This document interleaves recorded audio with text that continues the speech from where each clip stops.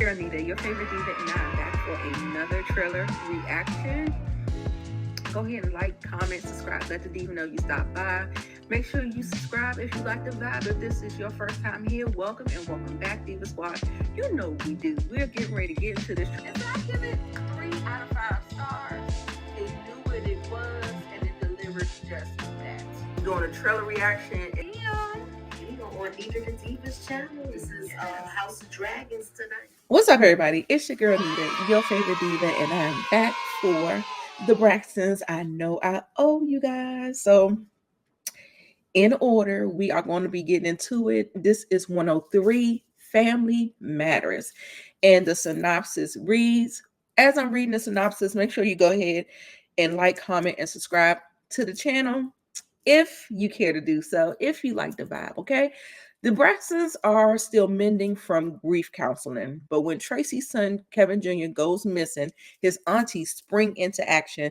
Toni struggles to find balance with her health and work, and Tamar teams up with Miss E to fulfill a lifelong dream. All right, y'all. So let's go ahead and start with Mommy, Trina, and Towanda. Okay, so as you can see here, they're sitting here and they are, just talking about the therapy. Towanda encourages Trina to not stop going, that she needs to continue to go. And she wanted to make sure that, it was no shade at all, but she wanted to make sure that she said that. And I like that she thought about it, because sometimes if somebody tell you you need to go to therapy, it can hit you because it's the truth. And she was making sure to let you know that she didn't mean it like that. So love that she made that clear. And Trina, she got it. She was just like, this is okay. I didn't take it like that. It's all good. And you're right. You're right. So then Towanda gets a call from Scratchy. Now listen, y'all. I know this was a couple of weeks ago, right? It was a couple of weeks ago. Now, listen, y'all, I want you to go back and watch it, because I don't think I caught it. I don't think I have it on tape. However, when the phone rang, she was like this, hey, Scratchy. And then next thing you know, it was a jail call. So it almost felt like, okay, so did she know because it was a jail call that it was Scratchy on the other end, or or do y'all, I think they are faking the funk. I really do think they are faking the funk, but that's neither here nor there. We're gonna go ahead and get into it. She gets a call from him, but it was just something that I picked up. Want you to let me know whether or not that whole hey Scratchy, and then not knowing that you're gonna pick up a jail call, and we getting the whole this is a jail inmate call from Kevin Jr. You know what I'm saying? So listen, that's all I'm gonna say about that. They all rally around Kevin. He's thankful and everything like that. Mama E said she wants y'all, that Traci wanted them to get along, and she feels like they aren't honoring that, especially in that grief counseling session. But Mama E, I done already gave you some on that. I told you that them girls need to discuss some things. We don't want to have another situation where there is guilt and shame around because they weren't the best to their sisters. So you have to let them, before something tragic happens. So you have to let them work through that. So that's what I say. Mama E is saying that they were like each other's best friend. When one hurt, they all hurt. And I feel like she was raising those girls in like a codependency, to be codependent on each other. So didn't like that. And codependency is very hard, very, very hard to unlearn and unravel and do all the things. And she leaves, and she was like, Toni wouldn't want her to pay for the meal, and so they ended up having to split the meal.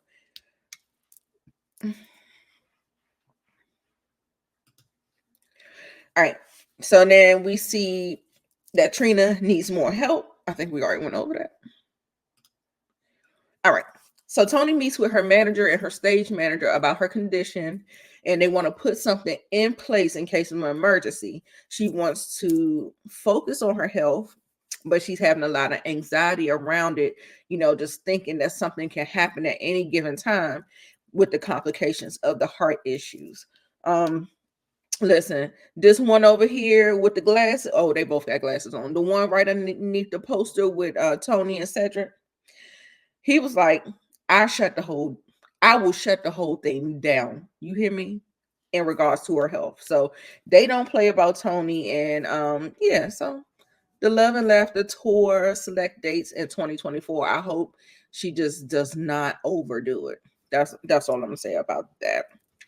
So let's go ahead. We get to see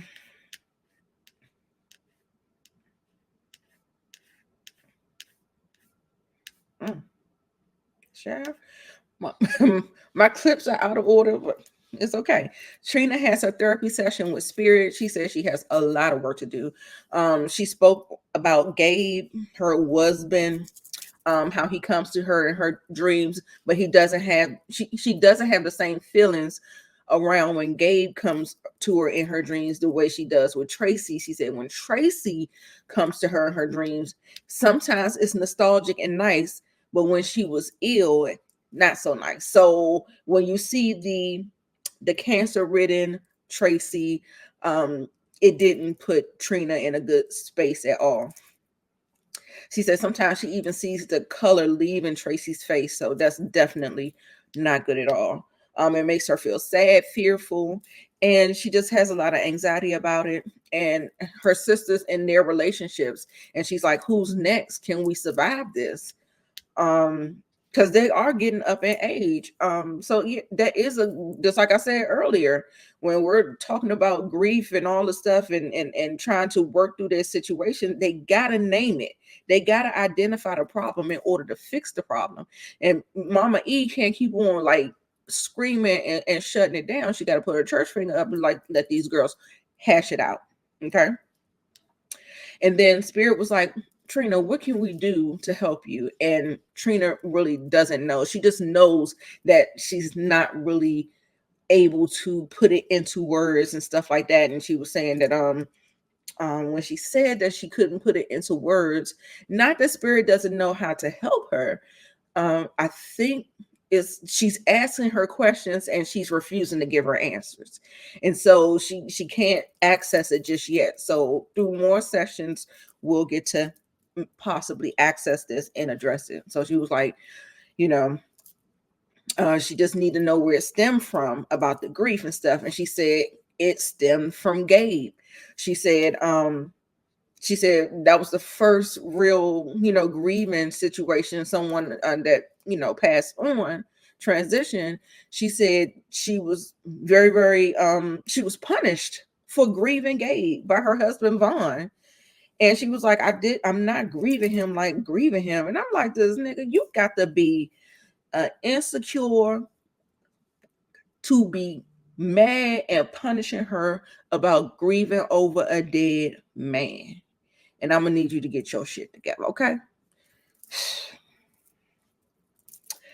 Listen, that was a fool. That was a fool. And then we're gonna get into that too. We're gonna get into the other stuff where he actually addressed it in the and when they recapped and went over the show and stuff. And like I said, I don't understand why he feels like he's entitled to if she needs a moment, I need him to hold space for her. She is going to a therapist. She is hashing out difficult feelings about family, grief, all of the things. And all he sits there and does is like look down at her and talk down to her, talking about you've been distant and all this other stuff. And you trying to deflect. And what about this session and all this other stuff? And I'm just like, if you don't pump your goddamn great brakes with me, girl, I was like, this man has lost his ever loving mind. I was just like, Vaughn, are you okay? Are you okay? Telling her she's deflecting. No, she is processing. There's a difference. I'm gonna need your old ass at your old, big old age to grow the hell up. and stop talking to her like that because it's not helpful. Shit. Oh boy. And she also said in her confessional that she doesn't want to talk about therapy outside of therapy because it's very draining. And someone with a little bit of common sense would know that. But I guess that's asking a little bit too much. Okay. Listen, he pissed me off with that shit right there. All right. So we get to Mama E and Tamar. All right. They at the park, they had a whole lot, a couple little scenes or whatever, and they did these flashes, but this is about the gist of what we're going to be talking about. They're at the park spending some time together, talking about dating and all. Mommy finally realizes her cooking show. She gets a cooking show. She's been wanting this for a long time. All those Braxton sisters and the mom can cook. You know, they can burn down, so they say. Tamar, it reveals that she is writing a book. Now listen, I would just say it. Can I say something? Shout out to Rodney. Can I say something? Clap, clap, clap if y'all buying Tamar's book. She said that it's like an autobiography, self-help, and life's healing journey. And what I can say about that, I'm not gonna read the book. I'm not gonna purchase the book. I'm not gonna read the book because I believe that Tamar kind of moves in a little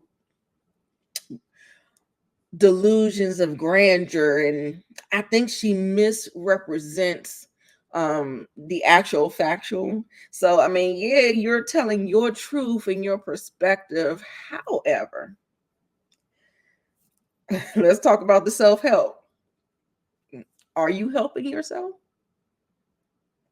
Did you get that down pat yet? I mean, questions that need answers. I'm just asking the question. I'm just asking the question. But anyway, let me see. She said the name, she's thinking about the name under construction. She'll always be in therapy. Yes, she will, baby. Okay. So what I liked about this part was so sweet for me. And I'm gonna go ahead since I done already and told you a new one, Tamar. You are your sweetest and best self when you're with your mother. You are. You are. That is that's the time when you present your best self. You turn it on. That's when we get sweet Tamar. It's something about them sisters, girl, that be triggering you and you can't get past it. You just can't. Just can't.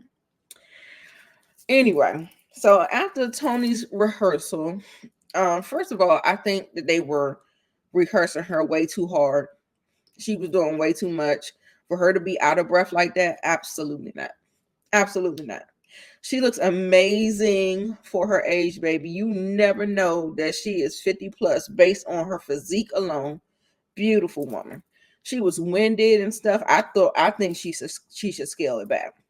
So then Towanda FaceTimes Toni, talks about little Kevin and her going to Maryland to check on him. And she's just like, she's not gonna be able to go because of doctor's orders. But God, y'all, can I say something?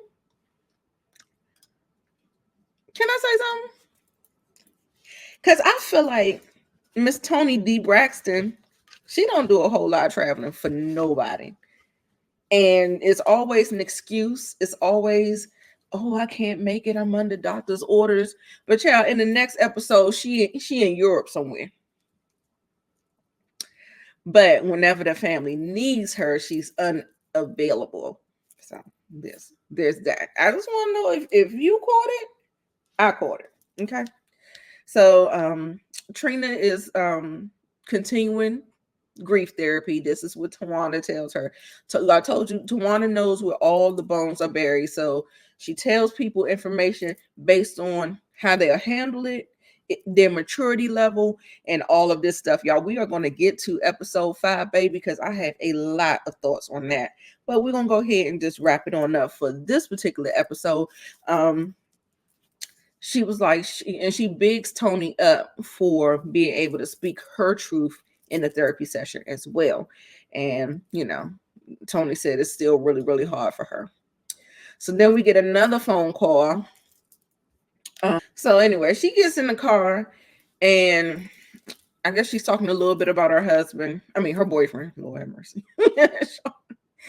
And in this particular thing, she said that she almost always make time to pick up her kids every day. Now, Towanda, I don't want to call you a liar. I want to call you someone that distorts the truth for image purposes. Does that make sense? Like, so that she can be seen in some type of way. That's why I feel like she kind of, she puts a little bit of sauce on it. I don't believe she picked them children up every day. She says she has teenagers and all they want is rides and money. And she's trying to paint herself to be this great mom, right? Trying to get in touch with Kevin Jr. Then I think the producer was able to get him on the phone, and she ended up getting Kevin Jr. through going through Daddy Braxton. Okay. But I'm like, Towanda, why didn't you call your daddy? You know he's up there with him and all that stuff. But I digress. Now listen, we get in the car with these kids. Now I'm gonna play the clip because I got the clip for you. I got the clip, and we are gonna go ahead and get into this clip, okay? Because this is a mess. I want to show you how this interaction went, and where I say things do not be lining up, and Towanda be trying to rewrite history to go in her favor. Let's watch. Good scoop, just all right, Bird? Yeah, just all right. I'm going to go visit your cousin, Scratchy, little Kevin. Scratchy? What is that nickname? I've always called him Scratchy since birth because his voice was always scratchy. Oh. Yeah, me and Aunt Trina's going to go check on Pop Pop and Uncle Mikey. Yeah, we can't go with? No, you have school. It's like a family thing, like it's personal. I wish you could. Oh. It's a family thing. How about this? Let's see what's happening with your homework. And you're about to have midterms. We already took it. You took midterms already? Okay, well, we'll see. Let me think about it. You see that face? That's because she knew. That's how she knew. She knew. She knew. She knew. She knew. Tawanda's son. Where that name come from? Where that name come from? He liked it now. And then the daughter said, it's family business. It's private. Are you not a part of the family, sweetheart? I don't know, y'all. I be listening. I be listening to what they say and what they don't say. I listen to it all. But anyway, that's neither here nor there. That's just a side note. Okay. But anyway, y'all, I gotta get these reviews out. So I'm doing that real quick. This completes the end of the review. Y'all make sure y'all like, comment, subscribe. You picking up on the vibe with Towanda? You picking up? You picking up what she putting down? Okay, y'all. We're gonna get a little bit more as we get into episode 4, y'all. And that episode is titled Family Legacy. And yeah, it's about to get. I like it though, y'all. I really do like it. Even though I feel like they're trying to rewrite history and do all of the things, I still believe that this is a great show. It shows family dynamics and how things are not perfect within family systems. And I just applaud it for, just going there and showing it. However, I got something to say. I'm gonna wait because we gotta recap it, and I'm gonna give you my thoughts when we recap it. Okay, y'all. So anyway, make sure you like, comment, subscribe. As always, I'm Nita, your favorite diva. Yeah. So I'll see you back in the next one, y'all. Bye-bye.